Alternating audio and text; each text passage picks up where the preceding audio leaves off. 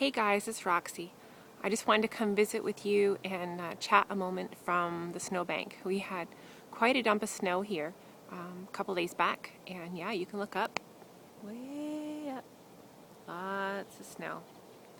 And I'm not done shoveling the patio yet, but when I was doing this shoveling work, I was thinking about a childhood memory of when probably, 40 years ago actually, if you fast forward even a month or 45 days, it was right about in that time frame where I was walking home and I almost died.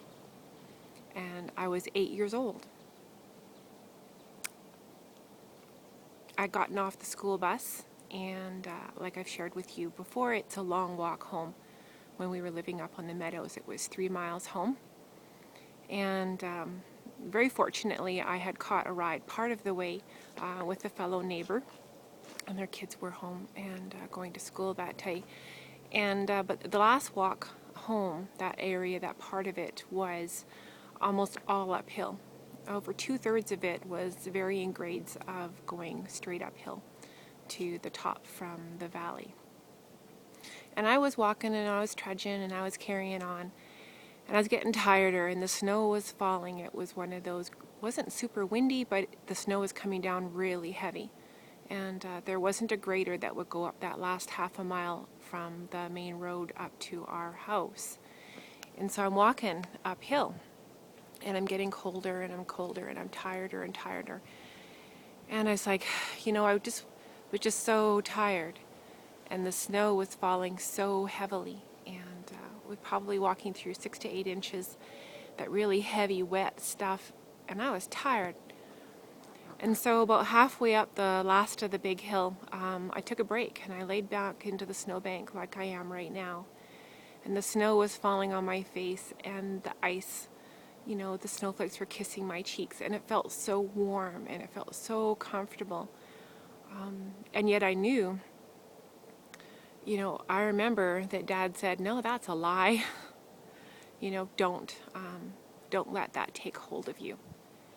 And he did that not by scaring me about the consequences of my actions if I'd laid in that snowbank much longer and let that icy freezing feel warm in my hands and my feet and my body like it was. But he took away from me what I was going to get to do. He said, if you lay there in that snowbank and it feels so good and I know you're tired and you're probably crying, but you have to get up. You have to get up, Roxanne, and you have to keep on walking up that hill. Because if you don't, he says, you're not going to help break sham in the springtime. You're not going to help, work your pony, and you're not going to get to go play out in the meadow, and you're not going to get to go, play with the chicks and the kittens. He took away my future by telling me if I was going to lay there in that snowbank and freeze to death, what was going to happen. He didn't tell me, yeah, you're going to freeze to death, because as a child, we can't conceptualize that. I was comfortable and I was happy laying in there in that snowbank. But he took away my futures and my tomorrows by telling me those stories. And I want you to think about that, because that's, pretty far out there. Think about that in your today's right now.